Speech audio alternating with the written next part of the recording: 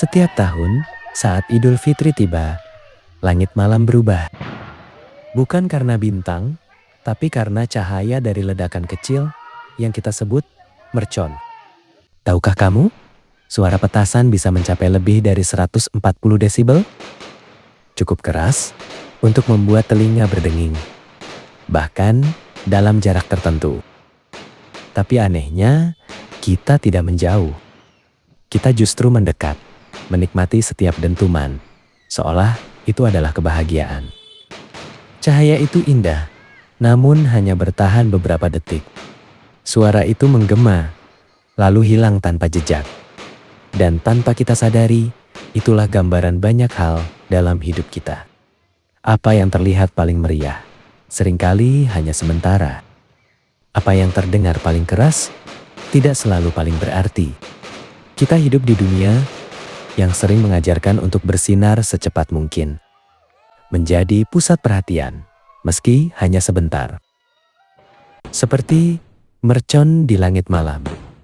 Menyala terang, lalu menghilang, tanpa sempat meninggalkan makna. Padahal, yang benar-benar berharga dalam hidup, bukan yang paling cepat terlihat, tapi yang paling lama bertahan.